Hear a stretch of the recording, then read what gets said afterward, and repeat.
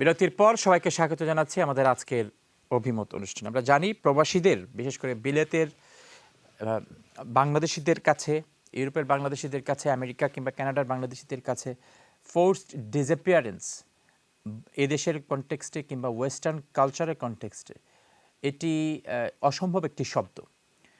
কিন্তু এই শব্দই আমরা দেখেছি বিলেতে ব্যাপকভাবে বাংলাদেশের কারণে ব্যবহৃত হতে। এখানে আমরা বিভিন্ন ফোরামে আমরা দেখেছি, হাউস অফ কমন্সের বিভিন্ন কমিটিতে আমরা দেখেছি যে বাংলাদেশের যে জোরপূর্বক মানুষকে যে নিখোঁজ করা কিংবা গুম করার যে প্রবণতা, সেটিকে বলা হয়েছে বিভিন্ন সময় এটি ইন্ডাস্ট্রিয়াল স্কেলে করা হয়েছে। এত এত বেশি লোকদেরকে এখানে নিখোঁজ করা হয়েছে যে এটি সাধারণ ঘটনায় পরিণত হয়ে গিয়েছিল। পত্রপত্রিকাতে যখন এই খবরগুলি একসময় কয়েক কলামের শিরোনাম ছিল, ধীরে ধীরে সেই খবরগুলি এত প্রতিনিয়ত ঘটার কারণে হয়তো ভেতরের পাতায় কোনো এক জায়গায় কোনো মতে জায়গা পেয়েছে যে অমুক জায়গার অমুক ব্যক্তি অনেক দিন ধরে নিখোঁজ, যিনি বিএনপি কিংবা অন্য কোনো রাজনৈতিক দলের সাথে সংশ্লিষ্ট ছিলেন। আজকে দর্শক মণ্ডলী, আমরা সানজিদা ইসলাম তুলির সাথে কথা বলছি, যার পরিবারের তার আপন বড় ভাই যিনি নিখোঁজ হয়েছেন আজ থেকে 12 বছর আগে। তারা এখনও খুঁজছেন যে আইনশৃঙ্খলা রক্ষাকারী বাহিনী একটি সদুত্তর দিবে, তার ভাইয়ের পরিণতির কথা বলবে। আমরা এও জানি ইলিয়াস আলী, যিনি সিলেটের একজন সাবেক সংসদ সদস্য, তারও নিখোঁজ হওয়ার খবর আমরা জানি। তার পরিবারের সংগ্রামের কথা আমরা জানি। তার পরিবার, বিশেষ করে তার স্ত্রী এবং সন্তানেরা এখানে বাংলাদেশে এবং এখানেও তারা তৎপরতা চালিয়েছেন যাতে করে তাদের পরিবারের এই গুরুত্বপূর্ণ সদস্যের খবর বাংলাদেশ সরকার দিতে বাধ্য হয়। একটি আলোচনায়, প্রেস কনফারেন্সে জনাব তাজুল ইসলাম, যিনি বর্তমান সরকারের নিয়োজিত ইন্টারন্যাশনাল ক্রাইমস ট্রাইব্যুনালের চিফ প্রসিকিউটর, তিনি বলেছেন যে তারা খবর পেয়েছেন ব্রিগেডিয়ার জিয়া বা পরবর্তীতে যিনি মেজর জেনারেল জিয়া হয়েছেন, মেজর জেনারেল জিয়া ইলিয়াস আলীকে গুম করে হত্যা করেছেন বলে তারা খবর পেয়েছেন। এটি ইলিয়াস আলীর ভবিষ্যতের জন্য একটি রেখা টেনে দিল কিনা, সেটির চেয়ে বড় প্রশ্ন হচ্ছে এখন পর্যন্ত যেটি তুলি ইসলাম বলেছেন যে সরকার থেকে কিংবা আইনশৃঙ্খলা রক্ষাকারী বাহিনী থেকে সুস্পষ্টভাবে তাদেরকে কোনো কনক্লুশন, উপসংহার দেয়া হয়নি। এটি দেশ সম্ভব কিনা, কোনো পরিবারকে এটি বলা সম্ভব কিনা যে আপনার পরিবারের সদস্য, ভাই, আপনার ভাই, আপনার সন্তান কিংবা আপনার স্বামী কিংবা আপনার বাবাকে 12, 13, 5 বছর, 2 বছর, 1 বছর, 10 বছর আগে আমরা তুলে নিয়ে গিয়েছিলাম। আজকে এত বছর পরে আমরা নিশ্চিত করছি যে সেই আইনশৃঙ্খলা রক্ষাকারী বাহিনী বলবে যে তারা নিশ্চিত করছে যে তার সেই পরিবারের সদস্যকে তারাই তুলে নিয়ে গিয়েছিলেন, তারাই নির্যাতন করেছেন, ভবিষ্যতে হয়তো অনেককেই তারাই হত্যা করেছেন। এটি সম্ভব কিনা। আরও যে আলোচনায় আছে দর্শক মণ্ডলী, যে আসলে কতজন নিখোঁজ হয়েছিলেন, আমরা সরকারি কোনো তথ্য এখন পর্যন্ত, আমি নিশ্চিত যে আমরা এখন পর্যন্ত কোনো সুস্পষ্ট সংখ্যা সরকার, আইনশৃঙ্খলা রক্ষাকারী বাহিনী কিংবা গুম কমিশন এখন পর্যন্ত বলেনি। কিন্তু আমরা human rights commission, human rights watch থেকে আমরা জানি সেই সংখ্যা শত শত, এবং এ কারণেই বলা হয়েছে এটি ইন্ডাস্ট্রিয়াল স্কেলে হয়েছে। গুম কমিশন গঠন করা হয়েছে, তারা পলিসি ডেভেলপ করবে, সেখানে যারা গুমের সাথে জড়িত তাদের শাস্তি নিশ্চিত করার ক্ষমতা তাদেরকে দেয়া হয়েছে কিনা, যারা নিখোঁজ হয়েছে তাদের পরিণতি জানানোর সেই সুযোগ গুম কমিশনের মাধ্যমে আছে কিনা, যারা গুম কিংবা নিখোঁজ থেকে ফিরে এসেছেন তাদের উপর, তাদের পরিবারের উপর যে মানসিক, শারীরিক, আর্থিক, সামাজিক, রাজনৈতিক যে ধকল গিয়েছে তার ক্ষতিপূরণ রাষ্ট্র দেবে কিনা, এ সমস্ত বিষয়ে কথা বলার জন্য আজকে আমরা আমন্ত্রণ জানিয়েছি সানজিদা ইসলাম তুলিকে, যার আপন ভাইকে গুম করা হয়েছে। র্যাব, তিনি দাবি করছেন র্যাব গুম করেছে। তার মা, 75 বয়সী মা, দিনের পর দিন, বছরের পর বছর র্যাবের দ্বারে দ্বারে ঘুরেছেন, বিভিন্ন বাহিনীর দ্বারে দ্বারে ঘুরেছেন সদুত্তর পাওয়ার জন্য। আজও সেই প্রশ্নের উত্তর খুঁজছেন। তার আদরের সন্তান কোথায় আছে, কার কাছে আছে, কেন তাকে নিয়ে যাওয়া হয়েছে, তাকে কবে ফিরিয়ে দেওয়া হবে। সানজিদা তুলি, গুম কমিশন গঠন করা হয়েছে, আপনাদেরকে ডাকার পরে প্রথম প্রশ্ন তাদের কি ছিল? কমিশনের আবেদনটা আসলে আমাদেরই ছিল, যে আমাদের একটা দাবি ছিল গত 12 বছরের, যেই আপনারা জানেন ক্যাম্পেইন যেটা আমরা করেছি, যে ইনভেস্টিগেশনের জন্য একটা কমিশন করা হোক। এবং আমাদের আরেকটা দাবি ছিল যে জাতিসংঘের তত্ত্বাবধানে করা হয়, যেন ইন্টারন্যাশনাল স্ট্যান্ডার্ডে করা হয়, যেটা হয়নি। কিন্তু তার পরবর্তীতেও আমরা বলবো যে অ্যাটলিস্ট কমিশন তো হয়েছে। এই নতুন 5ই আগস্টের পরে এত হাজারো প্রাণের বিনিময়ে আমরা যখন এই নতুন বাংলাদেশে দাঁড়ানো, সেখানে অ্যাটলিস্ট গুমের জন্য একটা কমিশন করা হয়েছে, গুম হয়ে যাওয়া কেসগুলোর জন্য। এবং কমিশনে যখন আমরা জমা দেই, এবং আপনি জানেন হয়তো গত দিন পর্যন্ত কমিশন একটা নাম্বার বললো যে 1600 আবেদন তারা কিন্তু রিসিভ করেছেন। জি। 1600 আবেদনের মধ্যে অনেকে ফেরত এসে তাদের আহ, অবস্থা বর্ণনা করছেন যে কিভাবে তাদেরকে ধরে নিয়ে গিয়েছিল, কোন মেকানিজমে, কোন সেলে কিভাবে রাখা হয়েছিল। এবং অনেক মানুষ কিন্তু ফেরত আসেনি, যাদেরকে নিয়েই আমাদের কিন্তু আসলে যে ট্রমাটাতে আমরা আছি, যে আসলে তাদেরকে কি করা হয়েছে। কমিশনের যে এখতিয়ার বা কার্যপরিধি বা কার্যক্রম আমরা দেখতে পাচ্ছি, চিহ্নিতকরণ কোন আইন প্রয়োগকারী সংস্থা বা কারা করেছে এবং সেই মানুষগুলোর তথ্য দেয়া অ্যাটলিস্ট পরিবারের কাছে, সেটার কোনো রিফ্লেকশন আমরা এখনো দেখিনি কোনো পরিবারকে। বাট তারা অনেক পরিবারের সাথে কথা বলছেন জানার জন্য যে কতটুকু ইনফরমেশন আছে তাদের কাছে, সেগুলো রেকর্ড করা, সেগুলোকে রিভিউ করা, এবং ডিফারেন্ট ডিফারেন্ট সিগনিফিকেশন সেল ভিজিট করা। কমিশন একটা রিপোর্ট দিবে হয়তো ডিসেম্বরে, তো যেটা আমাদের জানা মতে। এবং তাদের এখতিয়ারে আসলে কোনো বাহিনী আইডেন্টিফাই করার পরেও আইনের বিধান বা আইনি প্রক্রিয়ার জন্য ইয়ে করার কোনো এখতিয়ার আছে কিনা আমার মনে হয় নাই। তো সেই কারণে শুধুমাত্র পরিবারগুলোর যে জানার অ্যাটলিস্ট আমার মনে হয় অধিকার আছে যে তাদের স্বজনদের সাথে কি হয়েছে। আপনার ডিফারেন্ট ডিফারেন্ট এই যে এক একজন মানুষের কাছ থেকে না জেনে, যেহেতু একটা প্রক্রিয়াধীন পর্যায়ে আছে কমিশন, তাদের উচিত যে যদি জানা হয় যে এই পরিবারের এদের সাথে কি করা হয়েছে, তাহলে সেই ইনফরমেশন গুলো আসলে ভেরিফিকেশনের পরে শেয়ার করে দেওয়া পরিবারগুলোর সাথে, যে তাদের স্বজনদের সাথে কি কি করা হয়েছিল। তো সেই জায়গাগুলোতে আমরা আমাদের ক্যাম্পেইন জারি আছে এবং আমরা রাস্তায় আছি, আন্দোলনে আছি এখনো জানার জন্য। আরেকটা যেটা, যে আমাদের কিন্তু কোনো ল ছিল না বাংলাদেশে, যেটা খসড়া এখন নতুন বোধহয় অনুমোদন মানে অ্যাড হচ্ছে, যেটা ইন্টারন্যাশনাল ক্রাইম ট্রাইব্যুনালে গুমের জন্য এনফোর্স ডিসঅ্যাপিয়ারেন্সটাকে international crime tribunal crime against হিউম্যানিটির আন্ডারে নেয়ার জন্য। তো যেখানে কোনো আসলে যেই অবৈধ সরকার ছিল, তারা তো স্বীকারই করতো না ন্যাশনাল আর ইন্টারন্যাশনাল কোনো প্ল্যাটফর্মে যে গুম করা হয়েছে। এবং কনভেনশনটাতে, জাতিসংঘের যে কনভেনশনটাকে সাইন করা হয়েছে কিন্তু গত অগাস্টে। জি। এবং এই 5ই অগাস্টের পরে যে সরকার আমাদের ইন্টারিম গভর্নমেন্ট, তাদের দ্বারা করা হয়েছে, আমরা তাদেরকে এই জন্য ধন্যবাদ জানাই। কিন্তু এর পরবর্তীতে যে আইনের যে প্রয়োগের জায়গাটা, যে ইন্টারন্যাশনাল ক্রাইম ট্রাইব্যুনালে যে আমরা মামলায় যাব, সেখানে কি আসলে আদৌ আইনটাকে দেয়া হয়েছে কিনা, সেটা কিন্তু এখনো প্রক্রিয়াধীন অবস্থায় আছে। এই জন্যই আমি আপনাকে বলছিলাম যে যখন কোনো ইনভেস্টিগেশন বা রেজাল্টে যাওয়ার পরে কোনো কেসকে আমরা বলতে পারবো যে আসলে কোন মানুষটার সাথে কি হয়েছে, সেটা ট্রাইব্যুনালের ক্ষেত্রে বলা সম্ভব অথবা কমিশনের ক্ষেত্রে বলা সম্ভব। যখন কোনো স্পেসিফিক আইনই নাই আপনার আমাদের, তো সেই ক্ষেত্রে আসলে আমাদের কাছে এখনো ওয়েট করা ছাড়া আর কোনো ওয়ে নাই। উপায় নেই। আর আরেকটা যেটা আপনি যেটা খুব সত্যি আমি একটা কথা বলেছেন, যে আমি আইন প্রয়োগকারী সংস্থাগুলা যাদের দ্বারা এই চরম মানবাধিকার লঙ্ঘন গুলো হয়েছে, তারা কিন্তু এখনো অন্য অন্য পর্যায়ে পদোন্নতি পেয়ে আরো রিওয়ার্ডেড হয়ে তাদেরকে অন্য আরো জায়গায় হয়তো ট্রান্সফার করা হয়েছে, তারা কিন্তু এই এখনো বিষয়ে অনেকে আসছি, ইউনিফর্মে আমি আছেন। আইনশৃঙ্খলা রক্ষাকারী বিষয়ে আসছি, কিন্তু এই যে গুম কমিশন নিয়ে আমি প্রশ্ন করেছিলাম, আপনাদেরকে তারা ডাকার পরে কিংবা আপনারা আমন্ত্রিত হওয়ার পরে আপনাদেরকে তারা কি প্রশ্ন করেছেন? অনেক কিছু জানতে চেয়েছেন। আমরা তো মায়ের ডাক থেকে শুধু আমাদের কেস না, পাশাপাশি অনেকগুলা কেসও আমরা দিয়েছি বিকজ জি, আমি আমরা চেয়েছি আমি যে বলছি যে প্রত্যেকটা পরিবার, কেস যেন আমি মায়ের ডাকের কথা বলছি না, আমি আমাদেরটা বলছি যে পারিবারিকভাবে যাদেরকে ডাকা হয়েছে, যাদের সন্তান নিখোঁজ হয়েছে। পারিবারিক, হ্যাঁ, আমাদের থেকে জানতে চাওয়া হয়েছিল যে আই উইটনেস যারা, তাদের স্টেটমেন্ট গুলা, আহ বাহিনীর ভিতর থেকে কেউ আমাদের সাথে কথা বললে তারা কি বলতে যাচ্ছে সেগুলা, এবং আর কি কি তথ্য আছে তাদের সাথে, কোথা থেকে কবে নেওয়া হয়েছিল, সেই ইনফরমেশন গুলা তাদেরকে জানানোর জন্য। তো সবকিছুই আমরা জানিয়েছি তাদেরকে, তারা কথাও বলছেন। তো সেই অনুযায়ী তারা দেখছেন যে আসলে আহ আপনারা কাদেরকে আপনারা আইডেন্টিফাই আপনারা করা কোনো যায়।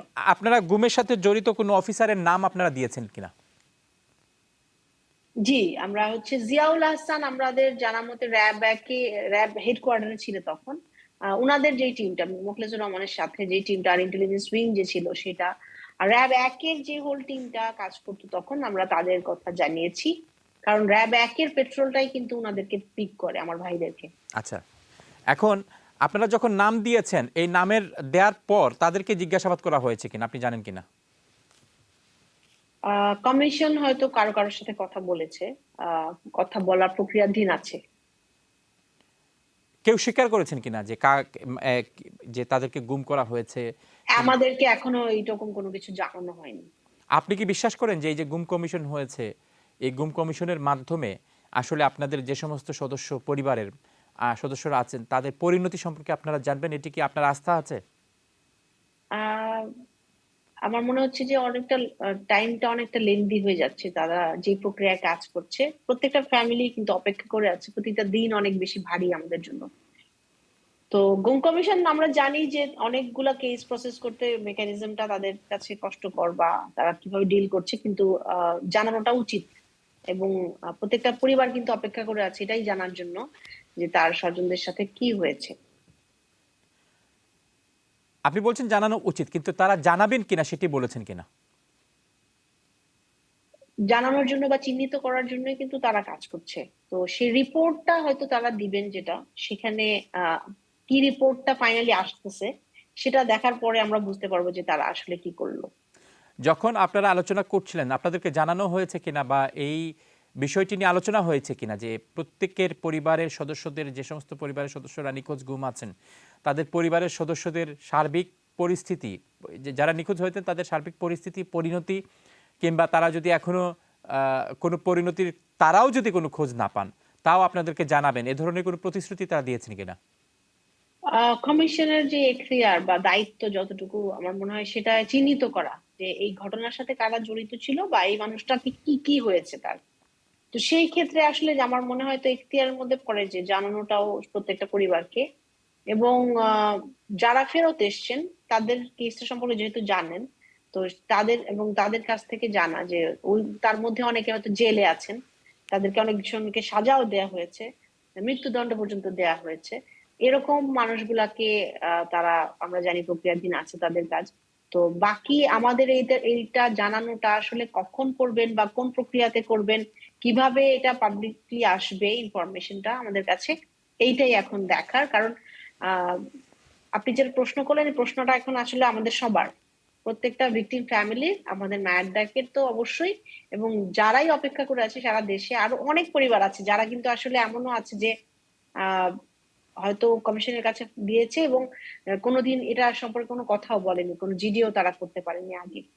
তো সেই ক্ষেত্রে অনেক অনেক পরিবার, অনেক সংখ্যা, এই সংখ্যাটা আসলে 1600 না, আমার মনে হয় আরো বাড়বে। কারণ কমিশন এখনো অনেক কেস একসেপ্ট করছে।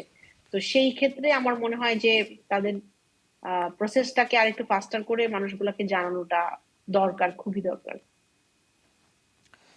যে সমস্ত বাহিনী এই নিখোঁজের সাথে জড়িত, গুম হওয়ার সাথে জড়িত, আপনার কাছে কি মনে হয় সেই সমস্ত বাহিনী এসে, আমি যে প্রশ্নটি করেছিলাম, এসে আপনাদের কাছে ক্ষমা চাইবে বা আপনাদেরকে কোনো আপডেট দিবে যে আপনার ফ্যামিলির এই সদস্যকে আমরাই অ্যারেস্ট করেছিলাম, আমরাই নিয়ে গিয়েছি, আমরাই তাকে রেখেছি, আমরাই তাকে নিখোঁজ করেছি, আমরাই তাকে গুম করেছি, কিংবা তার থেকে বড় কোনো খারাপ পরিণতি?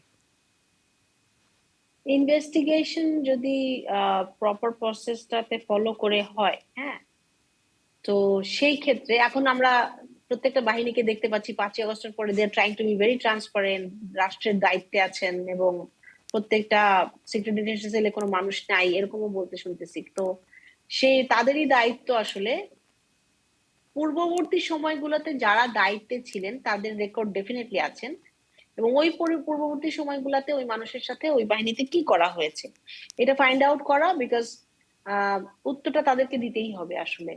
কারণ যতক্ষণ না এক একটা পরিবারও জবাব পাচ্ছে বা আমরা বিচার পাচ্ছি বা আমরা জানতে পারছি কি হচ্ছে, ততক্ষণ পর্যন্ত আসলে আমরা আমাদের জায়গাটাতেই থাকবো, এবং এটা আদায় করার জন্য যা লাগে আমরা সবকিছু করব।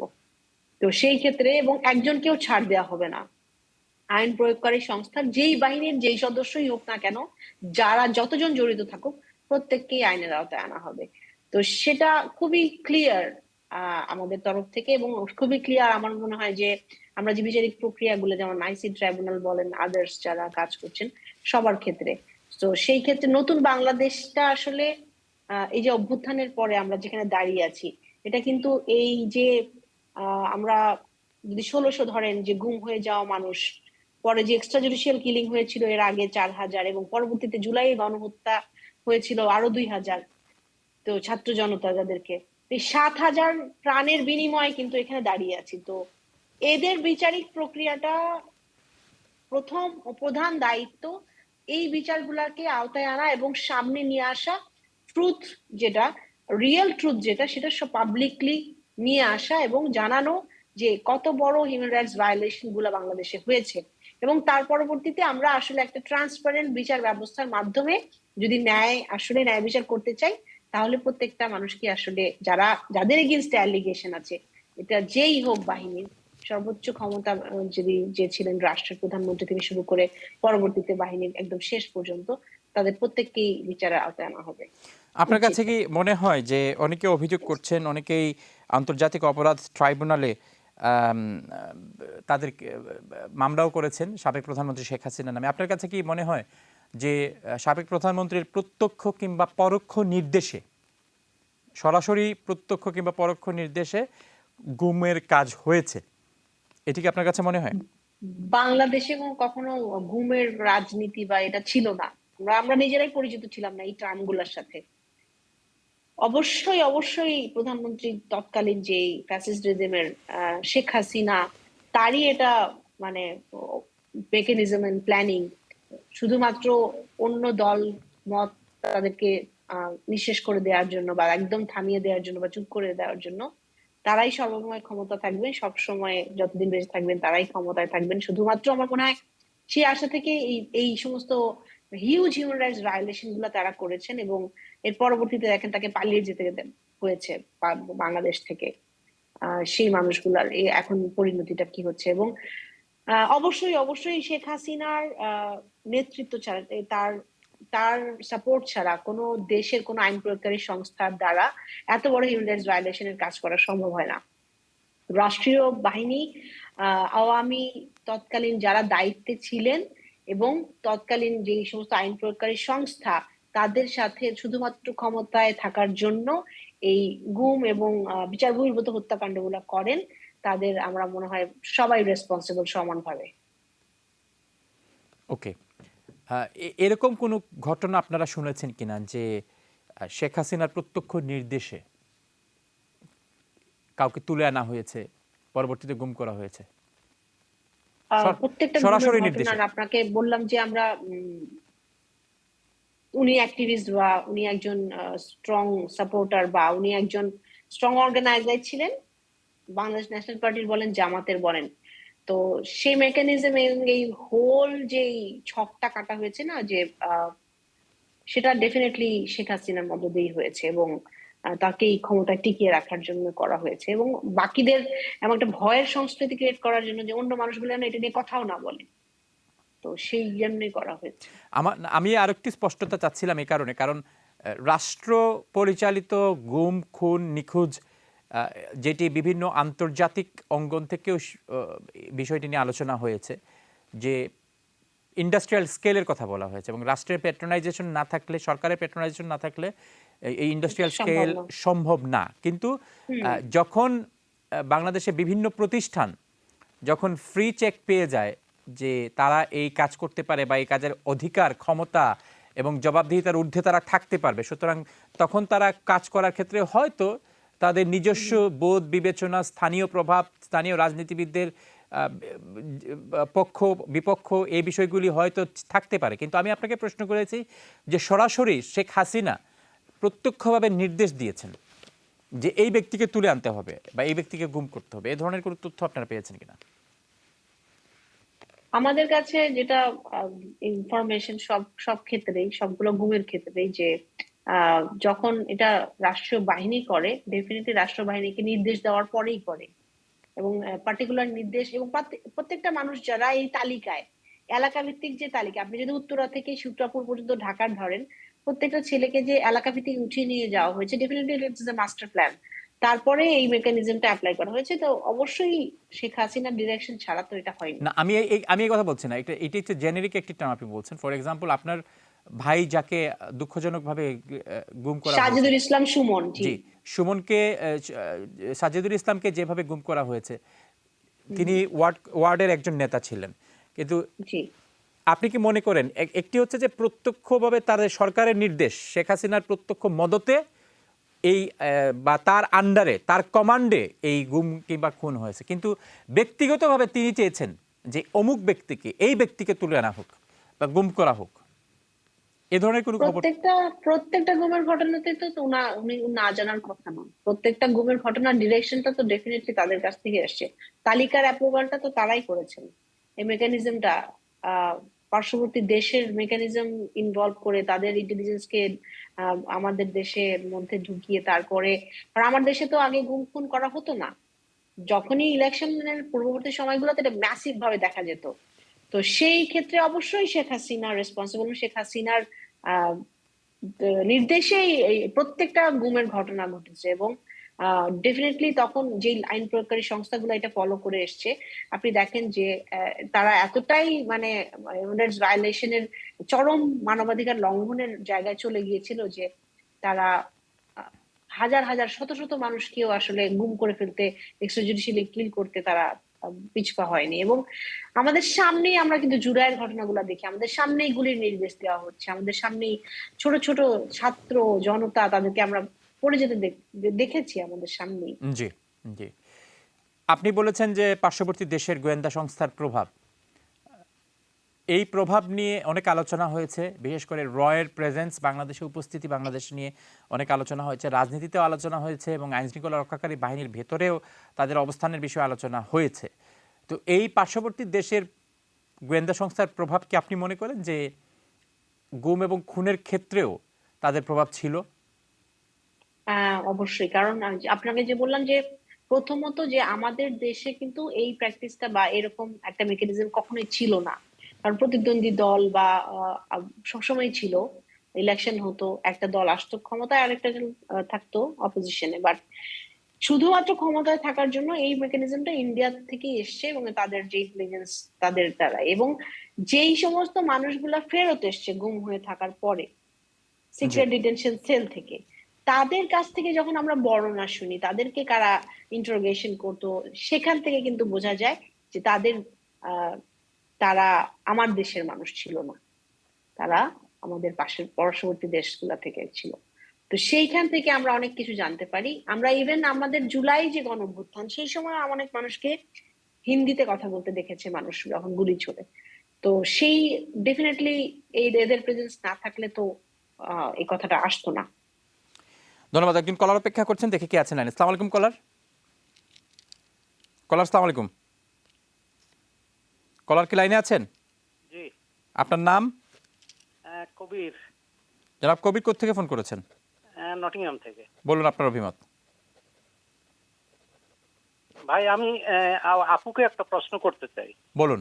সেটা হচ্ছে এই যে গুম খুন, এটা তো বাংলাদেশে গত 14-15 বছর থেকে না, এটা তো গত স্বাধীনতার পর থেকেই এগুলো হচ্ছে। যেমন জিয়াউর রহমান সাহেব ক্ষমতা থাকা অবস্থায় তখন 1200 সেনাবাহিনীকে গুম করে হত্যা করা হয়েছে। ওদের মধ্যে আমার নিজেরই এক আত্মীয়, ওর লাশও পায় নাই, খবরও পায় নাই কোথায়, এখন পর্যন্ত জানা নাই। 40-50 বছর হয়ে গেছে, এখন পর্যন্ত কেউ জানে না যে কোথায় কিভাবে কি হয়েছে। এটা কিন্তু একটা প্রশ্ন। আর দ্বিতীয় প্রশ্ন হচ্ছে এই যে গুম খুন, এটা যে এখনো চলছে বাংলাদেশে, এগুলারও কি বন্ধ হবে, না ভবিষ্যতে কোনোদিন এগুলার আবার বিচার হবে? হুম, অসংখ্য ধন্যবাদ, অসংখ্য ধন্যবাদ। যাচ্ছি পরের কলে, দেখে কে আছেন লাইনে। আসসালামু আলাইকুম কলার। হ্যালো, আসসালামু আলাইকুম। কলার, আপনার নাম? আমার নাম জালাল ভাই, কোত্থেকে ফোন করেছেন আপনি? লন্ডন থেকে। বলুন আপনার অভিমত। হ্যালো, আসসালামু আলাইকুম। আমরা লাইভ আছি, আপনি আপনার অভিমত বলুন। আচ্ছা, আমি আমি এই বইনের কাছে একটা জিনিস জানতে চাচ্ছি বলুন। যে বর্তমান যে আপনার স্বরাষ্ট্র উপদেষ্টা, উনারে মুখামুখি করে কোনো প্রশ্ন মানে ওরা করছেনি? যে বর্তমানে তো অনেক ধরা পড়ছে, বুঝছেন, অনেক ধরা পড়ছে, যে আমরা এটা জানতাম চাই, বুঝছেন নি, যে কারা কারা এটার সাথে জড়িত ছিল, গুম খুনের সাথে। এই জিনিসটা তো আমরা দেখতে পাই না, জি, ওদের কোনো প্রেশারই দেওয়া হচ্ছে না, বুঝছেন নি। আর আইনমন্ত্রী একজন তো নাটক ফ্যামিলির বর্তমানে বাংলাদেশের, বুঝছেন নি, পুরা নাটক একটা, বুঝছেন নি। এখন আমরা ওটা চাই যে ওরা এই জিনিসটা উদ্ঘাত করুক, ওদের প্রশ্নবিদ্ধ আপনার প্রশ্ন করা হোক যে এই জিনিসগুলা কে করলো বা কারা করলো, বুঝছেন নি? অবশ্য তো শেখ হাসিনার নির্দেশে হয়েছে এটা, জি বুঝছেন নি? এটা সবই বুঝতেছে যে কার নির্দেশে হয়েছে, এবং ওনার খুব আপন ক্লোজ লোকের মাধ্যমে এগুলা করা হয়েছে, জি বুঝছেন? এগুলো সবে জানে। কিন্তু আপনারা প্রশ্ন করেন, বর্তমান স্বরাষ্ট্রমন্ত্রী যে দায়িত্বে আছেন উনার কাছে প্রশ্ন করেন, আপনার জেনারেল কি আছেন ওয়াক্কার, বুঝছেন, উনার কাছে প্রশ্ন করেন যে এটার সাথে কে কে জড়িত, বুঝছেন, আমরা জানতাম চাই এটা বিচারবাদের কথা, যে কে কে জড়িত এটার সাথে। বুঝছি। অসংখ্য ধন্যবাদ, অসংখ্য ধন্যবাদ। যাচ্ছি এর পরের কলে, দেখি কে আছেন। আসসালামু আলাইকুম কলার। এই সম্মতি কলারকে আমরা হারিয়ে ফেলেছি। আপনি একটি বক্তব্য শুনেছেন, যে শেষ প্রশ্ন, যে স্বরাষ্ট্র উপদেষ্টাকে আপনারা বলেছেন কিনা, চাপ দিয়েছেন কিনা যে এই সর্বশেষ তথ্য আপনাদের সামনে উপস্থাপন করার জন্য এবং জাতিকে অবহিত করার জন্য। জি, আমরা স্বরাষ্ট্র উপদেষ্টার সাথে বৈঠক করেছি এবং সেখানে আমাদের যে আইসিটি ট্রাইব্যুনাল বললেন ওনারাও ছিলেন, আমাদের চিফ প্রসিকিউটর ওনারাও ছিলেন, ওনাদের পুরো টিমটাই ছিলেন। কারণ আমরা চাচ্ছিলাম যে ওখান থেকে কেন এখনো ইন্টারোগেশনের জন্য অ্যারেস্ট ওয়ারেন্ট বা কিছু আসছে না। আমরা জানি অনেক মানুষ ইউনিফর্মে, বাট তারপরেও আনার জন্য, কারণ ইনভেস্টিগেশন প্রসেসটা তখনও প্রোগ্রেস দেখতে পাচ্ছিলাম না। সেটা নিয়ে আমরা গত মাসে কথা বলি তাদের সাথে এবং তারা বলেন যে তারা স্পেসিফিক কেসের এগেইনস্টে, অ্যালিগেশনের এগেইনস্টে অবশ্যই তাদেরকে তলব করবেন বা ইনভেস্টিগেশন করতে দিবেন, ইন্টারোগেশন করতে দিবেন। তো সেই জায়গা থেকে আমরা কথা বলেছিলাম তাদের সাথে, বাট আমার মনে হয়েছে যে প্রক্রিয়াটা আসলে অনেক মন্থর, এই জন্যই কথা বলতে যাওয়া তার স্বরাষ্ট্র উপদেষ্টার সাথে। এবং পরবর্তীতে আসলে কয়জন মানুষকে ইন্টারোগেশন, আমরা জানি অনলি জিয়াউল হাসান অ্যারেস্টেড, এবং বা আরো পরবর্তী কতজনকে ইন্টারোগেশনে আনা হয়েছে, এই জিনিসগুলো কিন্তু এখনো পাবলিকলি বলা হয়নি বা কোন তথ্যগুলো উঠে আসছে। তাহলে কিন্তু অনেকটা কিছু ক্লিয়ার হয় যে না, আমরা একটা এই প্রসেসের মধ্যে আছি বা এতটুকু পর্যন্ত গিয়েছি, সেই জিনিসগুলো ক্লিয়ার না। আচ্ছা আচ্ছা, অসংখ্য ধন্যবাদ। আমরা অনুষ্ঠানের প্রায় শেষ পর্যায়ে, এবং আমি আপনাকে অনুষ্ঠানের শেষে এই যে গুম এবং নিখোঁজের শিকার যে সমস্ত পরিবার আছেন, আপনারা তাদের সাথে নিয়মিত যোগাযোগ রাখছেন, আমি তাদের মানসিক যে বাস্তবতার মধ্য দিয়ে যাচ্ছেন, বিশেষ করে যারা শিশু, সে সম্পর্কে আসলে তাদের মানসিক বিকাশ যেন বাধাগ্রস্ত না হয়। সে সমস্ত পরিবারের যে ট্রমার মধ্য দিয়ে যাচ্ছেন, সেই ট্রমা যেন তারা অন্তত কিছুটা হলেও বা দ্রুত পুরোপুরি কাটিয়ে উঠতে পারেন। সমাজের বাকি অংশের সাথে পুরো সমাজ ব্যবস্থাকে আমূল পরিবর্তন তো করা দুরূহ, কিন্তু যেই সমাজের কাছে তাদের প্রয়োজন হয়ে যাওয়ার, সেই সমাজের বিভিন্ন বাস্তবতা যেন তাদেরকে আঘাত করতে না পারে, সে বিষয়ে আসলে আপনাদের কোনো কার্যক্রম আছে কিনা, কিংবা সরকার থেকে কোনো ধরনের কোনো সাহায্য দেয়া হচ্ছে কিনা, বা আন্তর্জাতিক পর্যায় থেকে কোনো ধরনের কোনো প্রক্রিয়া আপনারা অবলম্বন করছেন কিনা মানসিক বিকাশ, স্বাস্থ্য, মানসিক অবস্থার সহায়ক ভূমিকা পালন করার ক্ষেত্রে? প্ল্যাটফর্মটাতে যখন আমরা আসলে এই ভিকটিম ফ্যামিলিগুলো একসাথে হই, তখন আসলে আমার মনে হয় যে ওই মানুষগুলো তখন শেয়ার করতে পারে তাদের কষ্টটা, এবং আমাদের এই কষ্টটা এই পরিবারগুলো ছাড়া, আমরা ছাড়া আসলে অন্য কাউকে বোঝানো সম্ভব না। যে এক একটা রাত যখন একজন মা গেট খুলে দাঁড়ায়, দেখেন আসলে কোনো ভেহিকেল থেকে তার ছেলেকে ফেলে দিয়ে যাওয়া হয়েছে কিনা। আমরা যখন 5ই আগস্টের পর থেকে প্রতিবার আয়না ঘরের সামনে গিয়ে দাঁড়াই, বাচ্চারা বাসায় তাদের একটা রুম, বাবার রুমটা গুছায় রাখে, বেডটাকে গুছায় রেখেছে অনেক বাচ্চা। আমরা যখন ফেরত আসি খালি হাতে, তখন আমাদেরকে জড়ায় ধরে কেঁদে বলে যে আমরা কি কোনো অ্যান্সার পাবো না। আমাদের আসলে তখন কোনো উত্তর দেওয়ার থাকে না ওদেরকে। আর অসম্ভব অসম্ভব রকম একটা ট্রমা নিয়ে কাজ করি। যে আপনি যে বললেন যে তাদেরকে কি করা হয়েছে, যদি তাদেরকে জীবিত রাখা হয় বা জীবিত না রাখা হলে তাদেরকে কোন রকমের টর্চারের মধ্যে দিয়ে যেতে হয়েছে এবং আসলে কি হয়েছিল, এই ট্রমাটা নিয়ে কিন্তু প্রত্যেকটা পরিবারের প্রত্যেকটা মেম্বার পার করতে হয়। কারণ একটা এনফোর্স ডিসঅ্যাপিয়ারেন্সের এত বড় একটা মানবাধিকার লঙ্ঘন, দেখেন, এটা শুধু একজনকে ধরে নিয়ে যে একটা সিক্রেট সেলে রেখে দেওয়া না, এটা পরিবারের মা থেকে শুরু করে স্ত্রী, বোন, সন্তান, মানে পুরো পরিবারটাকে ধ্বংস করে দেয়। এবং আমার মনে হয় যে সমাজের অনেক বড় একটা সময় এবং অনেক বড় একটা অংশ আসলে আমরা স্বাভাবিক জীবনের মধ্যে নাই এবং এই ট্রমাটা নিয়ে বয়ে বেড়াচ্ছি। এবং যেটার জন্য আসলে এই যে ন্যায় বিচারটা বলতেছেন, ট্রান্সপারেন্ট একটা বিচার অবশ্যই অবশ্যই খুব জরুরি দরকার। এবং আহ সবারই তো আসলে জানার অধিকার আছে তাদের পরিবারের স্বজনদের কি হয়েছে। অসংখ্য ধন্যবাদ। দর্শক, দেখছিলেন অভিমত অনুষ্ঠান। আমরা আজকে এই কারণেই সানজিদা ইসলাম তুলিকে আমন্ত্রণ জানিয়েছি, কারণ গুম এবং খুন নিখোঁজের যে রাজনৈতিক ভিকটিম বাংলাদেশে বিগত সময়ে হয়েছে, গত 15 বছর হয়েছে, এর তুলনা এর আগে একজন কলার ফোন করে বলেছেন এর আগেও বাংলাদেশে গুমের ঘটনা ঘটেছে এবং বাংলাদেশে বছরের পর বছর এর এর এর ধারাবাহিকতা হয়েছে। কিন্তু গত 15 বছরে যে স্কেলে হয়েছে, রাজনৈতিক প্রতিপক্ষকে ঘায়েল করা, নির্মূল করা, নির্বাচন আসার আগে কিংবা নির্বাচনের পরে রাজনৈতিক বিচার বিবেচনা, জনপ্রিয়তা, ভবিষ্যৎ বিবেচনা করে যে হারে গুম করা হয়েছে, খুন করা হয়েছে, নিখোঁজ করা হয়েছে, এর আধুনিক বিশ্বে এ ধরনের নজির খুব কম। এবং এ কারণেই আন্তর্জাতিক মানবাধিকার সংস্থাগুলি বলেছে যে ইন্ডাস্ট্রিয়াল স্কেলে এই ধরনের গুম এবং খুনের ঘটনা ঘটেছে। 1500টির মতো চিঠি বা অভিযোগ ইতিমধ্যেই পেয়েছে গুম কমিশন, যেটি তুলি বলেছেন যে এটি আরও বাড়ার সম্ভাবনা রয়েছে। এর থেকে বাংলাদেশ মুক্তি চায় এবং হয়তো এই তত্ত্বাবধায়ক সরকার গুম কমিশনের মাধ্যমে একটি রূপরেখা তৈরি করবেন যাতে করে আইনশৃঙ্খলা রক্ষাকারী বাহিনী ভবিষ্যতে এ ধরনের কার্যক্রমে নিজেদেরকে নিয়োজিত করতে না পারে। কিন্তু গুম খুন বন্ধ হবে কিনা এবং এই গুম খুনদের যারা শিকার হয়েছেন, নিখোঁজের যারা শিকার হয়েছেন, ইতিমধ্যেই যারা শিকার হয়েছেন যে সমস্ত ভুক্তভোগী পরিবার, তারা বিচার পাবেন কিনা। সানজিদা ইসলাম তুলি বলেছেন যে সর্বোচ্চ সঠিক ন্যায্য বিচারের কথা বলেছেন এবং ন্যায় বিচারের কথা তিনি বলেছেন। তিনি এটি বলেননি যে বিনা শর্তে যারা এই আইনশৃঙ্খলা রক্ষাকারী বাহিনী যারা জড়িত ছিল তাদেরকে ধরে এনে বিচার করে এটি শোধ করে ফেলার জন্য। তিনি ন্যায় বিচারের কথা বলেছেন।